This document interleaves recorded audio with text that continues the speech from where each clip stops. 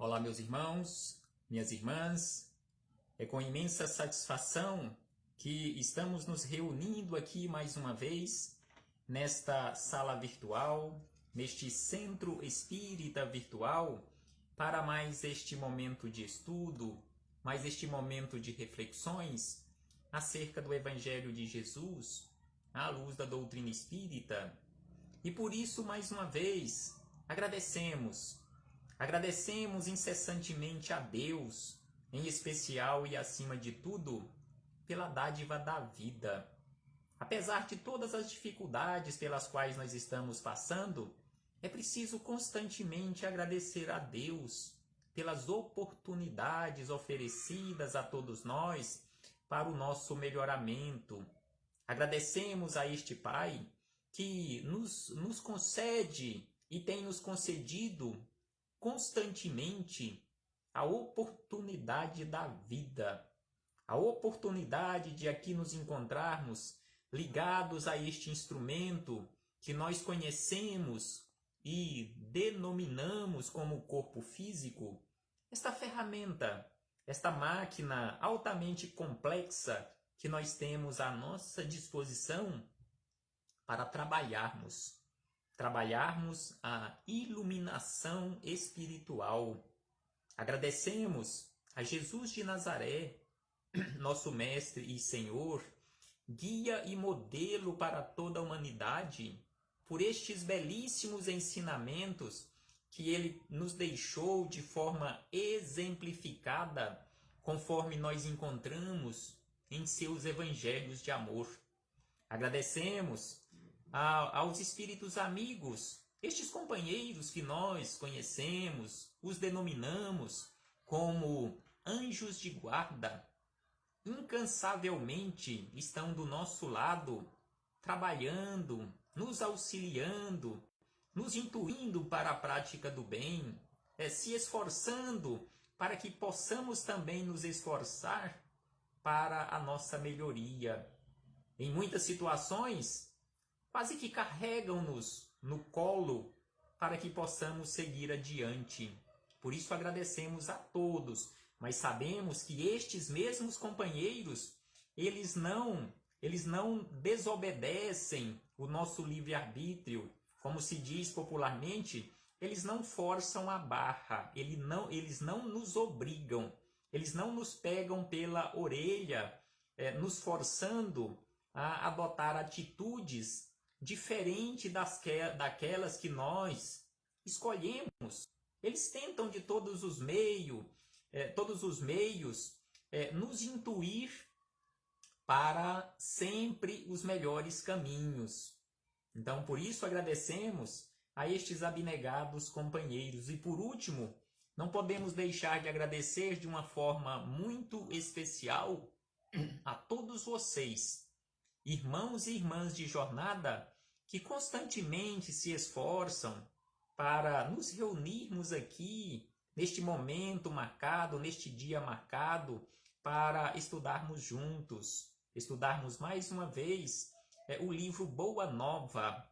E hoje trouxemos para as nossas reflexões mais um belíssimo capítulo, que tem como título Joana de Cusa. É o capítulo de número 15. E aqui Humberto de Campos, através de Chico Xavier, nos traz um capítulo da história do espírito que nós conhecemos hoje como Joana de Ângeles. Conforme o próprio Divaldo nos informa, Joana de Ângeles foi esta abnegada, trabalhadora, lá no início, lá no cristianismo nascente, e que foi sacrificada no ano 68, conforme encontraremos aqui na narrativa de Humberto de Campos. E hoje, esta abnegada trabalhadora, juntamente com Divaldo Franco, a mentora de Divaldo Franco, depois de várias existências em corpos físicos, trabalhando constantemente ao longo desses 2000 anos pelo Evangelho de Jesus, hoje, mais uma vez, está trabalhando incansavelmente ao lado de Divaldo Franco, através destas belíssimas psicografias, estes belíssimos livros que ela tem nos enviado do mundo espiritual. Tem uma belíssima série psicológica, 16 volumes de livros, no caso a série é composta de 16 volumes de ensinamentos psicológicos profundos para todos nós. Então aqui, antes de começarmos este belíssimo capítulo número 15, Joana de Cusa, que é este capítulo da história de Joana de Ângeles, segundo o próprio Divaldo Franco, ela teria tido uma existência também de abnegação, de um belíssimo trabalho, lá pelo ano 1200 e alguma coisa, 282, quando reencarnou juntamente com Francisco de Assis, que ela teria convivido também com Francisco de Assis, trabalhando ali no início daquele belíssimo trabalho dos franciscanos, a fundação da ordem franciscana por Francisco de Assis. Então, antes de começarmos aqui, gostaríamos mais uma vez de pedir a todos os irmãos e irmãs que pudéssemos aproveitar este momento para fazermos e mantermos uma corrente de oração, uma corrente magnética, para auxiliarmos a nós e a outros companheiros mais necessitados do que nós, vitimados ou vitimadas pela pandemia do novo coronavírus, amigos, amigas, colegas de trabalho, familiares, pessoas que desconhecemos, também rogarmos por eles, rogarmos pelos nossos governantes, em especial pelos trabalhadores da saúde, que incansavelmente continuam trabalhando para salvarem vidas. Como já falei de outras vezes, dificilmente nós encontramos hoje aqui no Brasil uma família que não tenha, de alguma forma, direta ou indiretamente, alguém que foi atingido, que não foi ainda atingido ou atingida pela pandemia. Seja um amigo, um conhecido, um parente de um amigo, de um conhecido, ou de um colega de trabalho, ou um próprio familiar, um tio, um avô, uma tia, um filho, um irmão, e assim sucessivamente. Então, muitas famílias, digamos assim, tiveram vários episódios tristes desta forma. Então, que possamos aproveitar este momento para orarmos e também aproveitarmos para realizarmos aqui um verdadeiro tratamento espiritual. Porque momento de estudo do Evangelho, esta busca deste conhecimento que nós estamos realizando constantemente, conforme Jesus nos disse, conhecereis a verdade e a verdade vos libertará. Então, este conhecer a verdade, esses estudos que realizamos constantemente, esta busca por este conhecimento da verdade, é o mais belíssimo e profundo tratamento espiritual, porque verdadeiramente estaremos curados de todas as mazelas espirituais que refletem na condição de mazelas no corpo físico, quando nós conhecermos a verdade, quando nós verdadeiramente conhecermos e praticarmos a lei maior de Deus, a lei de justiça, de amor e de caridade.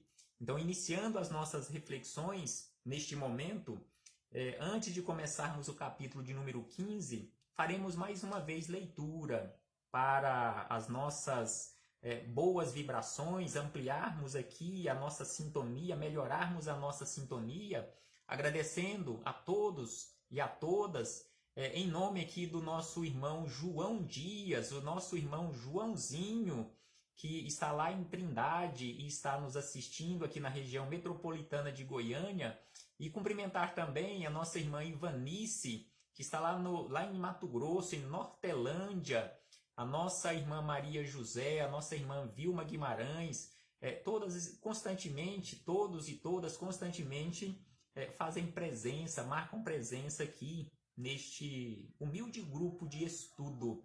Então, aqui do livro Minutos de Sabedoria, Carlos Torres Pastorino, a mensagem de número 125, onde Pastorino nos fala sobre a verdadeira beleza. Então, ele nos diz que a beleza transitória da matéria passa depressa. Não nos apeguemos a esta transitoriedade da matéria. Procure sondar a beleza interna das pessoas com quem você convive. E aí ele lembra que há flores belíssimas e perfumadas que só duram poucas horas. No entanto, apesar de feias, as pedras duram milênios, realizando suas tarefas. Então aqui ele faz uma comparação belíssima de uma flor bela e perfumada que dura algumas horas e uma pedra que dura milênios, cada uma desenvolvendo e cumprindo a sua tarefa. Não seja, pois, leviano. Não prefira o efêmero ao eterno, a beleza à sabedoria. Então aqui ele nos lembra que nós não podemos preferir o efêmero, ou seja, aquilo que é transitório, passageiro, àquilo que é eterno. Da mesma forma que não podemos preferir a beleza à sabedoria. Sem sombra de dúvida que a sabedoria tem e precisa ter preferência da mesma forma que o eterno, a eternidade. É preciso que aprendamos a dar esta preferência. Firme-se no que dura para sempre, que é o espírito imortal, nosso verdadeiro eu. Então, o verdadeiro eu não é este instrumento que está aqui sendo utilizado neste momento para comunicar com vocês, para nos comunicarmos. Mas o verdadeiro eu é a essência imortal, o eu espiritual, que provisoriamente estou aqui vivenciando, e cada um de nós vivenciando uma experiência humana. E aí ele diz, neste caso, que o nosso verdadeiro eu precisa ser valorizado porque ele é imortal e não no que cede, ou melhor, não no que cedo desaparece. Ou seja, a matéria irá desaparecer rapidamente. Mesmo que fiquemos aqui no corpo físico várias décadas, mas estas várias décadas, comparando com a eternidade que temos pela frente, já que somos imortais, então o que são várias décadas? É uma transitoriedade. Então aqui fechamos este parêntese para iniciarmos o capítulo de número 15, Minutos de Sabedoria. Fechamos o parêntese com Minutos de Sabedoria e iniciamos o capítulo de número 15, Humberto de Campos, Boa Nova.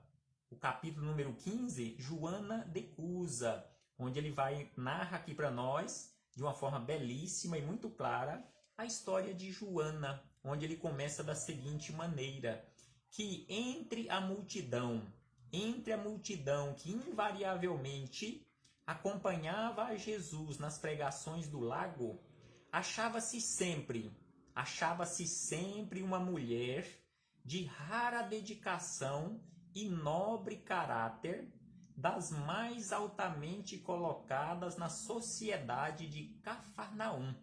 Então aqui Humberto de Campos nos lembra que constantemente nas pregações ali às margens do lago, constantemente estava ali uma mulher altamente colocada na sociedade, era da nobreza ali da sociedade de Cafarnaum, mas que tinha uma dedicação ao Evangelho do Cristo de uma forma invejável. E ainda diz ele na sequência que tratava-se de Joana, consorte de Cusa, ou seja, o marido dela chamava Cusa. Então, por isto, o tratamento de Joana de Cusa era a esposa deste intendente, deste funcionário público. Era um funcionário público que ocupava numa hierarquia bastante interessante do Império Romano. Então, o esposo era altamente colocado ali na condição de um funcionário de Herodes. Então, aqui nos fala que ela era esposa do intendente de Antipas na cidade, onde se conjugavam interesses vitais de comerciante e de pescadores. Joana possuía, segundo Humberto de Campos, que Joana possuía verdadeira fé. Contudo, não conseguiu forrar-se às amarguras domésticas, porque o seu companheiro de lutas não aceitava as claridades do Evangelho. Então aqui, como era comum naquela época, a maioria das pessoas não aceitavam e não aceitaram o Evangelho de Jesus. E neste caso, Joana sofria bastante já nesta época, principalmente pela não aceitação do esposo que ela seguisse o Cristo. Então ele diz na sequência que, considerando seus dissabores íntimos, a nobre dama procurou o Messias numa ocasião em que ele descansava em casa de Simão. Então ela foi procurar Jesus em um determinado dia na casa de Simão Pedro e lhe expôs a longa série de suas contrariedades e padecimentos. Então ela foi lá contar a Jesus, tecer o rosário de suas lamentações a Jesus, não na forma de reclamação, mas contar os seus padecimentos e pedir orientação a Jesus acerca das decisões que ela pensava ou que ela tinha a intenção de tomar para a sua vida, inclusive a intenção de abandonar o esposo para seguir Jesus. O esposo, segundo a narrativa de Humberto, o esposo não tolerava a doutrina do mestre. Então o esposo, o decusa, não aceitava o evangelho de Jesus. Ele era alto funcionário de Herodes Antipas, em perene contato com os representantes do império. Então ele era um alto funcionário que constantemente estava ali representando Herodes em Cafarnaum e constantemente estava em contato com o Império Romano, representando também ali o Império. Repartia suas preferências religiosas, ora com os interesses da comunidade judaica, ora com os deuses romanos, o que lhe permitia viver em tranquilidade fácil e rendosa.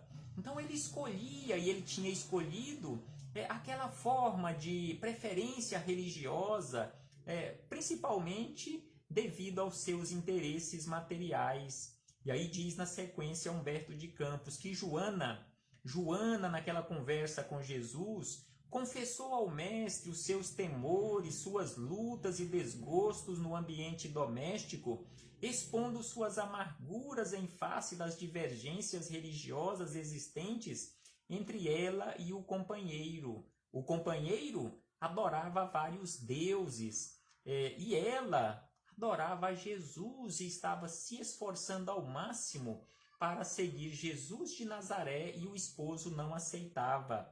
E aí diz Humberto de Campos que após ouvir a longa exposição, Jesus lhe respondeu: Joana, minha filha, Joana, minha irmã, só há um Deus, que é o nosso Pai, e só existe uma fé para as nossas relações com o seu amor.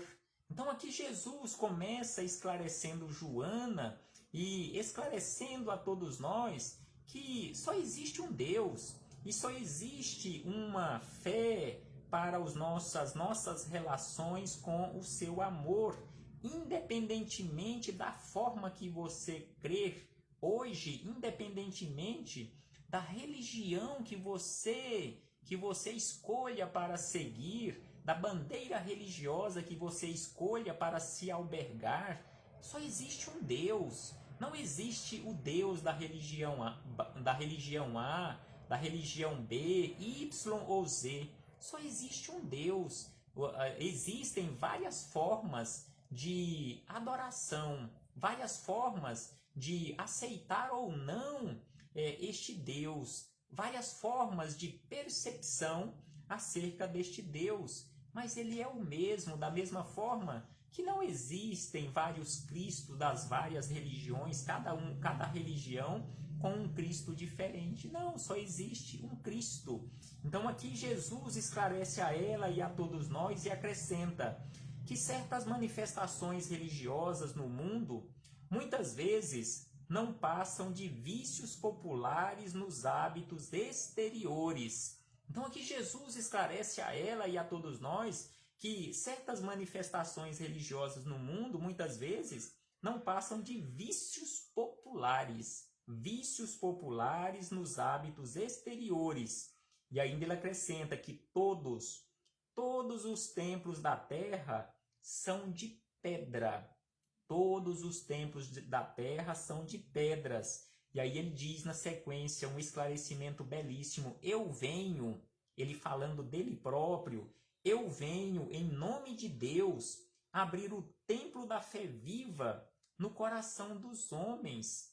Então, se aqui na terra, naquela época e nos dias de hoje, até os dias de hoje, todos os templos aqui na terra são de pedra, Jesus veio em nome de Deus abrir o templo da fé viva no coração de cada criatura. E ainda ele acrescenta, entre o sincero discípulo do Evangelho e os erros milenários do mundo, começa a travar-se o combate sem sangue da redenção espiritual.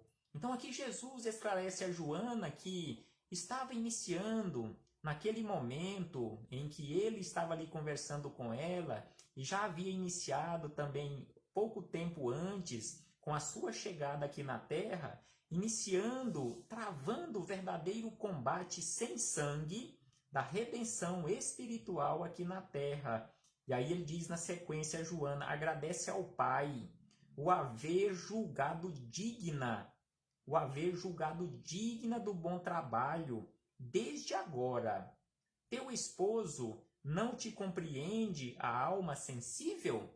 Então aqui Jesus faz um primeiro questionamento. O teu esposo não compreende a tua alma sensível? Compreender-te-á um dia. Então ele na sequência ele mesmo responde, o seu esposo não te compreende agora, mas um dia ele irá te compreender. E aí ele faz mais um questionamento, o seu esposo é leviano e indiferente? E aí ele diz na sequência, ama-o mesmo assim, não te acharias ligada a ele se não houvesse para isso razão justa. Então aqui Jesus diz a ela que ela não estava ligada ao Decusa, ao seu esposo, mesmo que ele se comportasse de forma leviana, ela não estava ligada a ele por acaso. Ela estava ligada a ele por razão justa, servindo-o com amorosa dedicação, estará cumprindo a vontade de Deus. E aí diz na sequência ainda Jesus, fala-me de teus receios e de tuas dúvidas. Deves, pelo Evangelho, amá-lo ainda mais. Se você realmente quer seguir os meus ensinamentos, então, independentemente do comportamento daquela criatura que está na condição de seu companheiro, você precisa amá-lo ainda mais. E aí Jesus, na sequência, ainda esclarece, os sãos não precisam de médico. O seu esposo é um doente, e exatamente para ele que eu vim, para todos os doentes que eu vim à terra. E aí diz na sequência ainda, além disso, não poderemos colher uvas dos abrolhos, mas podemos sulcar ou lavrar o solo, preparar o solo que produziu cardos envenenados, a fim de cultivarmos nele mesmo a videira maravilhosa do amor e da vida. Então aqui Jesus, de uma forma simbólica, vai falando a Joana que mesmo no meio dos espinheiros é possível ali preparar o solo, sulcar o solo, ou seja, a preparar aquele ambiente que até aquele momento não era propício para produzir uvas, para produzir nada de bom, e preparando o terreno, aquele mesmo terreno que até aquele momento não prestava, não servia para a produção de nada de bom, passaria a produzir coisas boas. Então ele se referindo àquele coração cheio de espinhos, que era o do seu esposo, no caso o esposo de Joana, que um dia aquele coração seria transformado. Joana, segue a narrativa Humberto de Campos, que Joana deixava entrever no brilho suave dos olhos a íntima satisfação que aqueles esclarecimentos lhe causavam, mas, patenteando todo o seu estado d'alma, ainda interrogou Jesus da seguinte maneira: Mestre, vossas palavras me aliviam o espírito atormentado. Entretanto, sinto dificuldade extrema para um entendimento recíproco no ambiente do meu lar. Não julgais acertado que lute por impor os vossos princípios? Então aqui ela fez essas ponderações acerca das suas dificuldades que ela passava naquele momento e questionou Jesus se ele não julgava prudente ou acertado que ela impusesse os princípios do Evangelho de Jesus ao seu esposo. E ainda ela pergunta: agindo assim, não estaria reformando meu esposo para o céu e para o vosso reino? Se eu impuser à força os seus ensinamentos, eu não estarei reformando meu esposo para o céu e para o reino? Então estes foram os questionamentos de Joana e que seriam e que são os nossos questionamentos. Aquelas pessoas, aqueles nossos irmãos, irmãs de jornada, que até hoje não estão preparados ainda, que o terreno não está preparado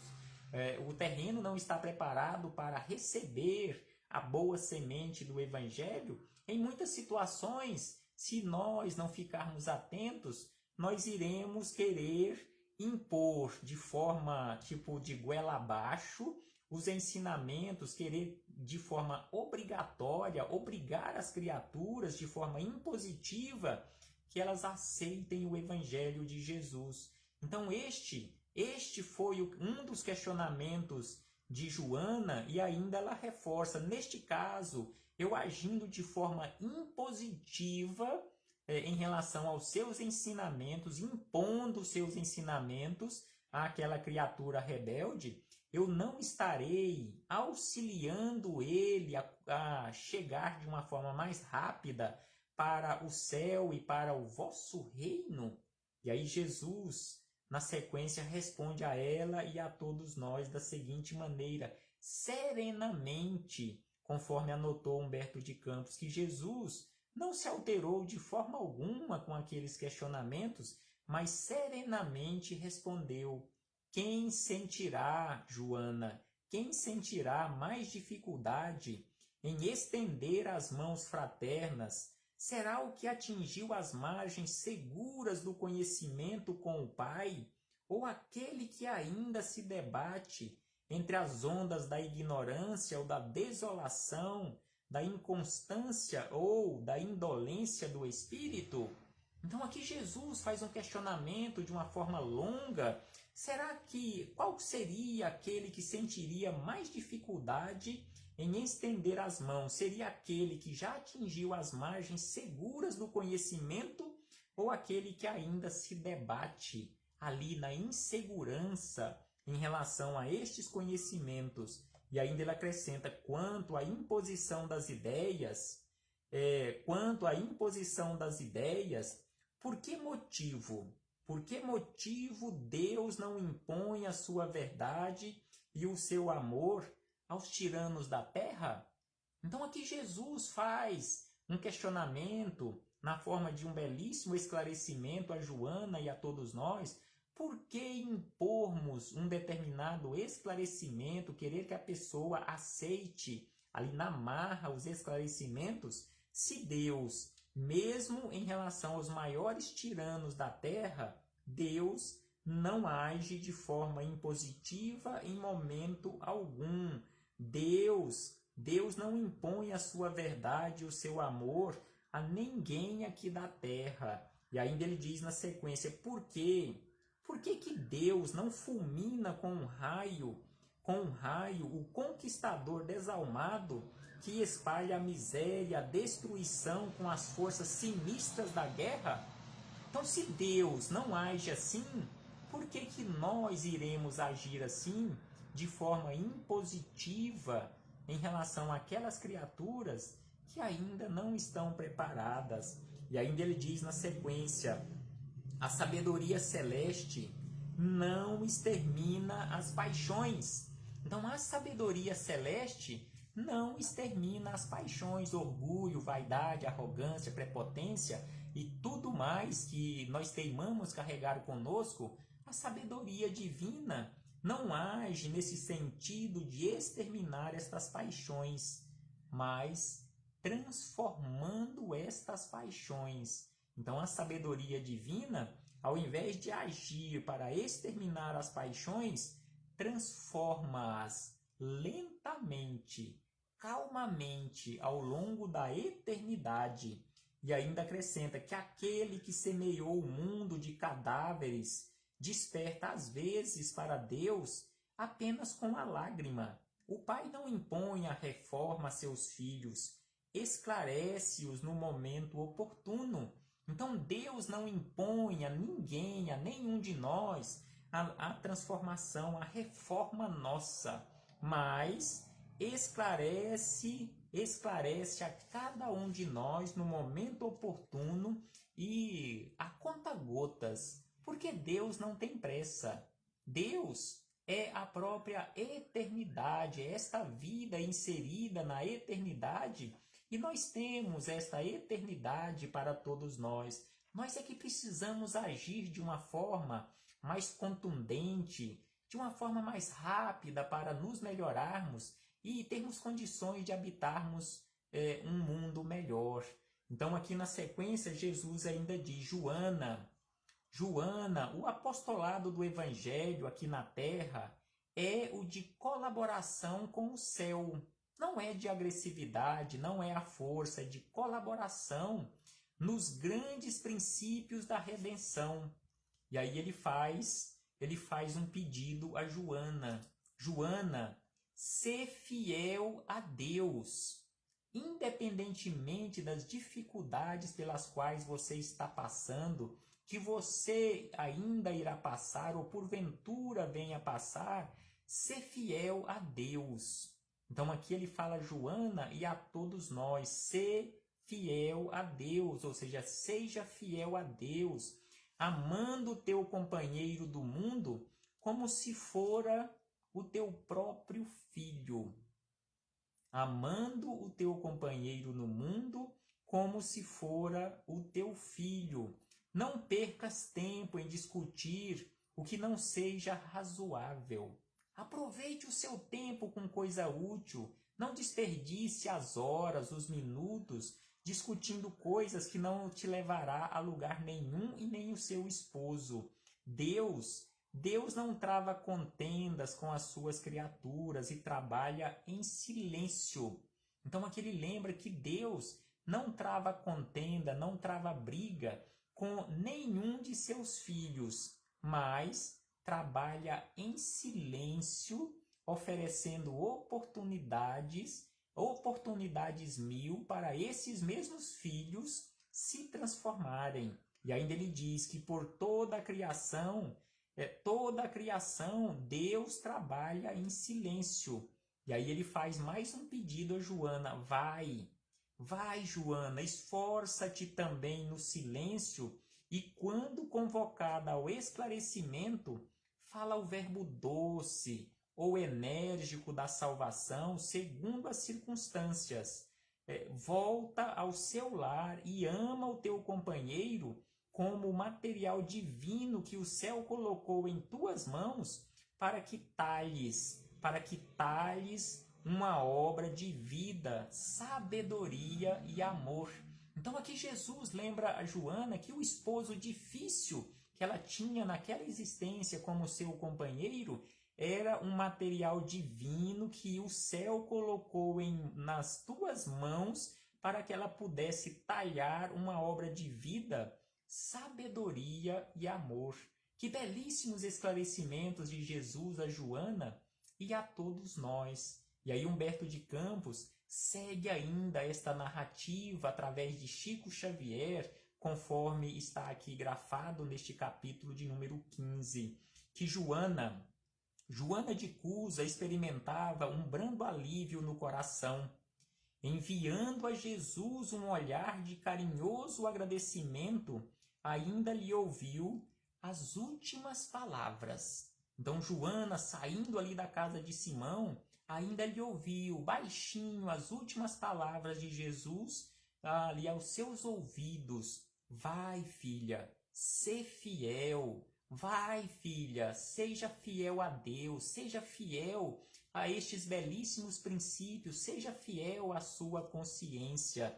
E aí Humberto de Campos diz que desde esse dia memorável para a sua existência, a mulher de Cusa experimentou na alma a claridade constante de uma resignação sempre pronta ao bom trabalho e sempre ativa para a compreensão de Deus. Então, a partir daquele momento, Joana, que já se esforçava bastante para melhorar-se, para trabalhar no Evangelho, desde aquele dia ela passou a ter uma compreensão muito mais expandida, uma compreensão muito maior acerca dos ensinamentos, em especial na prática, com uma resignação constante. E ainda diz que como se os ensinamentos do Mestre estivesse agora gravado indelevelmente em sua alma, considerou que antes de ser esposa na terra, já era filha daquele Pai que do céu lhe conhecia a generosidade e os sacrifícios. Então, antes de sermos filhos ou filhas, marido, esposa, companheiro ou companheira de jornada, antes disso tudo, nós somos filhos de Deus, somos filhos do mesmo Pai. Consequentemente, somos irmãos uns dos outros. E aí diz na sequência que seu espírito divisou em todos os labores uma luz sagrada e oculta. Procurou esquecer as características inferiores do seu companheiro para observar somente o que possuía ele de bom, desenvolvendo nas menores oportunidades o embrião vacilante de suas virtudes eternas. Mais tarde, anos depois, conforme diz aqui Humberto de Campos, o céu lhe enviou um filhinho. Então, Joana de Cusa, após aquele encontro de Jesus, tempos depois, ela se tornou mãe. Ela recebeu de presente do mundo espiritual um filhinho que veio duplicar os seus trabalhos. Ela, porém, sem esquecer as recomendações de fidelidade que Jesus lhe havia feito, transformava suas dores num hino de triunfo silencioso em cada dia. Os anos passaram. Diz aqui Humberto de Campos que os anos passaram e o esforço perseverante lhe multiplicou os bens da fé, na marcha laboriosa do conhecimento e da vida. As perseguições políticas desabaram sobre a existência do seu companheiro. Então, o seu companheiro de jornada passou a ser um perseguido político. E, conforme diz Humberto de Campos, Joana, contudo, se mantinha firme. O marido dela foi torturado pelas ideias odiosas de vingança, pelas dívidas que ele havia contraído, dívidas impagáveis, pelas vaidades feridas, pelas moléstias que lhe verminaram o corpo. O ex-intendente de Antipas voltou ao plano espiritual numa noite de sombras tempestuosas. Ou seja, o esposo de Joana, em uma noite tempestuosa, depois de bastante adoentado, ele desencarnou. Sua esposa, todavia, ou seja, Joana, todavia, suportou os dissabores mais amargos, fiel aos seus ideais divinos, edificados na confiança sincera. Premida pelas necessidades mais duras, a nobre dama de Cafarnaum procurou trabalho para se manter com o filhinho que Deus lhe confiara.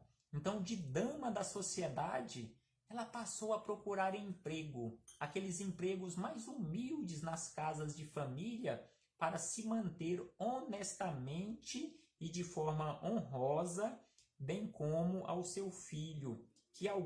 Aí Humberto diz que algumas amigas lhe chamaram a atenção, tomadas de respeito humano. Joana, no entanto, buscou esclarecê-las, alegando que Jesus igualmente havia trabalhado, calejando as mãos nos serrotes de modesta carpintaria em Nazaré com o seu pai, e que, submetendo-se ela a uma situação de subalternidade no mundo, se dedicara primeiramente ao Cristo, de quem se havia feito escrava devotada. Então ela esclareceu ali às suas amigas que, em primeiro lugar, ela se tornara uma verdadeira escrava do Cristo, e, sendo assim, ela não se negaria e não fugiria de forma alguma ao trabalho, que iria trabalhar sim para o seu próprio sustento, não iria ser peso para ninguém. E aí diz Humberto de Campos, na sequência, que Joana de Cusa, cheia de alegria sincera, a viúva de Cusa, esqueceu o conforto da nobreza material e dedicou-se aos filhos de outras mães, ocupou-se com os mais subalternos afazeres domésticos para que o seu filhinho tivesse pão. Mais tarde, quando a neve das experiências do mundo lhe alvejou os primeiros anéis da fronte, uma galera romana a conduziu em seu bojo na qualidade de serva humilde. Então, anos depois, conforme nos diz Humberto de Campos, aquela dama da sociedade havia se transformado ou fora transformada em uma escrava romana, em uma galera, em uma embarcação, ela se tornou escrava. Mesmo assim, ela não se revoltou e continuou fiel aos princípios do cristianismo. E aí diz Humberto de Campos que no ano 68, quando as perseguições ao cristianismo iam intensas, vamos encontrar num dos espetáculos sucessivos do circo uma velha discípula do Senhor amarrada ao poste do martírio ao lado de um homem novo, que era seu filho. Então, no ano 68, conforme diz a história, é mais ou menos a mesma data, a mesma época em que Paulo de Tarso também foi sacrificado em Roma, ano 67 para ano 68. Então, Joana de Cusa foi também sacrificada naqueles grandes espetáculos dos circos romanos para o delírio daquela população que estava ali faminta e ignorante, assistindo aqueles espetáculos sanguinolentos. E aí diz ainda na sequência que ela, ali amarrada ao poste do martírio, tendo ao lado o seu filho, um rapaz jovem que estava ali amarrado junto com ela. Ante o vozerio do povo, foram ordenadas as primeiras flagelações. E quem começou a ser flagelado foi exatamente o seu filho. Aí nos diz na sequência Humberto de Campos que quando iniciaram as primeiras flagelações no seu filho, esse seu filho gritava para sua mãe: "Mãe, abjura ao Cristo, renuncia ao Cristo", exclama, aí diz na sequência que um executor das ordens imperiais, de olhar cruel e sombrio, estava ali castigando o seu filho. E aí Humberto de Campos continua a narrativa dizendo que a antiga discípula do Senhor contempla o céu sem nenhuma palavra de negação ou de queixa. Então, o açoite vibra sobre o rapaz seminu que exclama entre lágrimas: "Repudia Jesus, minha mãe, repudia! Não vês que nos perdemos? Abjura, ou seja, renuncia por mim, que sou o teu filho." Então aqui o filho estava implorando a sua mãe para que ela renunciasse ao Cristo, para que eles salvassem as suas vidas. E aí na sequência Humberto de Campos diz que pela primeira vez dos olhos da mártire corre a fonte abundante das lágrimas. As rogativas do filho são espadas de angústia que lhe retalham o coração. Imaginemos nós ouvindo uma rogativa numa situação desta de um filho em que está ali em nossas mãos salvar-lhe a própria vida. E aí diz na sequência Humberto que ainda o filho pede: abjura, mãe, abjura, ou seja, renuncia ao Cristo para que nos salvemos. Joana ouve aqueles gritos recordando a existência inteira, o lar risonho e festivo, as horas de ventura, os desgostos domésticos, as emoções materiais, os fracassos do esposo, sua desesperação e sua morte, a viuvez, a desolação e as necessidades mais duras. Em seguida, ante os apelos desesperados do filhinho, recordou que Maria também fora mãe e, vendo o seu Jesus querido crucificado no madeiro da infâmia, soubera conformar-se com os desígnios divinos. Então aqui Humberto de Campos nos lembra a história de Maria, que resistiu ali aos pés da cruz, resignadamente, o sacrifício do seu Jesus querido. Então Joana buscou na sua memória a figura de Maria e, encontrando forças em Maria, ela também soube resistir.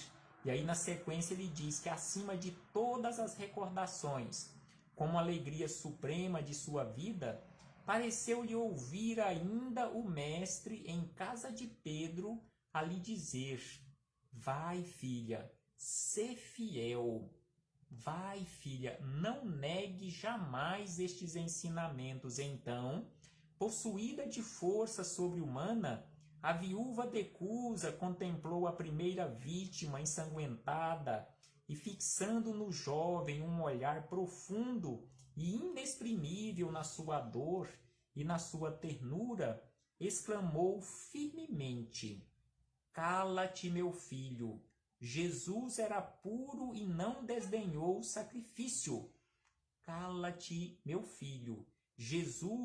Jesus era puro e não desdenhou o sacrifício. Quem somos nós para desdenharmos o sacrifício ou para fugirmos ao sacrifício? Se Jesus não se comportou assim e ele era puro, e nós, na condição de impuros, na condição de imperfeitos nesse sentido espiritual, por que iremos fugir ao sacrifício? Aí ela pede para o filho calar, porque Jesus era puro e não fugiu ao sacrifício. E ainda acrescenta ao filho: saibamos sofrer na hora dolorosa, porque acima de todas as felicidades transitórias do mundo, é preciso ser fiel a Deus. Então ela lembra que acima de todas as felicidades transitórias do mundo, é preciso ser fiel a Deus. E aí acrescenta Humberto de Campos que a esse tempo, com os aplausos delirantes do povo, os verdugos lhe incendiavam em derredor achas de lenha embebidas em resina inflamável. Em poucos instantes, as labaredas lamberam-lhe o corpo envelhecido. Joana Decusa contemplou com serenidade a massa de povo que lhe não entendia o sacrifício. Então Joana, ainda ali sendo, digamos assim, lambida pelas labaredas de fogo, de lenha com resina, aquelas labaredas enormes, ela ainda conseguiu contemplar aquela quantidade de pessoas, aquela massa de povo que estava ali no circo, contemplando e aplaudindo aquele espetáculo dantesco, aquele espetáculo sanguinolento, e que não entendiam o seu sacrifício. Por que não negar o Cristo e ser sacrificada? O que ela iria ganhar com aquilo? E aí diz na sequência Humberto que os gemidos de dor lhe morriam abafados no peito opresso. E aí Humberto de Campos encerra este belíssimo capítulo e ao mesmo tempo triste espetáculo que a ignorância humana fez realizar naquela época. E aí diz Humberto que os algozes da mártire cercaram-lhe de impropérios a fogueira. Prestemos atenção os impropérios daqueles que estavam ali na condição de algozes e a resposta de Joana a eles e a todos nós. Então eles questionam a Joana: o teu Cristo soube apenas ensinar-te a morrer? Perguntou um dos verdugos. Então o seu Cristo apenas soube te ensinar a morrer? O que você está ganhando com isto? O que o Cristo te ensinou apenas a morrer? E aí, na sequência, diz Humberto de Campos que a velha discípula, concentrando a sua capacidade de resistência, mesmo ali toda incendiada, ali em chamas, aí ele diz que comprovando e concentrando ali toda a sua força e comprovando a sua resistência, teve ainda forças para murmurar, mas que eles conseguiram ouvir. O Cristo não ensinou-me apenas a morrer. O Cristo não apenas me ensinou a morrer, mas também o Cristo ensinou-me a vos amar. Eu não os odeio, mas o Cristo, exatamente por isto que eu não os odeio, porque o Cristo ensinou-me a amar os meus inimigos, amar aqueles que estão me perseguindo, amar aqueles que estão me sacrificando. Então o Cristo não apenas ensinou-me a morrer, mas também a vos amar. E aí, por último, Humberto de Campos diz que neste instante, quando Joana pronunciou esta frase aos seus verdugos, sentiu Joana que a mão consoladora do mestre lhe tocava suavemente os ombros e lhe escutou a voz carinhosa e inesquecível. Aquela mesma voz que ela ouviu como sendo a última frase na casa de Pedro, pedindo para ela ir e ser fiel a Deus, ela ouviu mais uma vez de Jesus que estava ali com ela naquele momento de sacrifício. Joana, minha irmã, Joana, minha filha, tenha bom ânimo, eu aqui estou. Então esta foi a frase do Cristo a Joana naquele momento de sacrifício, quando ela estava prestes a se desprender do corpo físico em chamas. Jesus estava ali lhe recolhendo espiritualmente ali Joana em seus braços magnânimos, bem como a seu filho. Joana, tenha bom ânimo, eu aqui estou, você não está sozinha, eu aqui estou para comprovar-lhe que valeu a pena ser fiel. Então esta é ao mesmo tempo dolorosa, mas belíssima narrativa de Humberto de Campos acerca de Joana de Cusa ou Joana de Ângeles, neste capítulo número 15 do livro Boa Nova. No nosso próximo encontro, estudaremos o capítulo de número 16, o testemunho de Tomé. Aquele discípulo teimoso e ao mesmo tempo amoroso, mas que só acreditava vendo ou tocando. Quantos de nós ainda nos comportamos 2000 anos depois, assim como Tomé? E em muitas situações, nem tocando e vendo, nós acreditamos. Em muitas situações nós falamos, eu sou igual São Tomé. só acredito vendo. E mesmo quando vemos, não acreditamos, ou seja, ainda estamos piores do que Tomé. Então, no próximo encontro, estudaremos este belíssimo testemunho de Tomé. Muito obrigado. Muito obrigado a todos vocês, irmãos e irmãs de jornada, por mais este momento que vocês me oportunizaram, porque sem sombra de dúvida que a presença de todos vocês aqui, irmãos e irmãs de jornada, é motivo pelo qual me encontro aqui também. E estamos aqui, todos nós, aprendendo juntos com Jesus, com a espiritualidade amiga, porque aqui não existe professor do Evangelho do Cristo. Todos nós estamos no banco da escola, aprendendo com o único mestre, Jesus de Nazaré. Paz aos nossos corações, um abraço fraternal, caloroso a todos os irmãos e irmãs de jornada, agradecido imensamente pela presença, pela companhia de todos vocês, pelos comentários, por nos auxiliar assim na semeadura do Evangelho.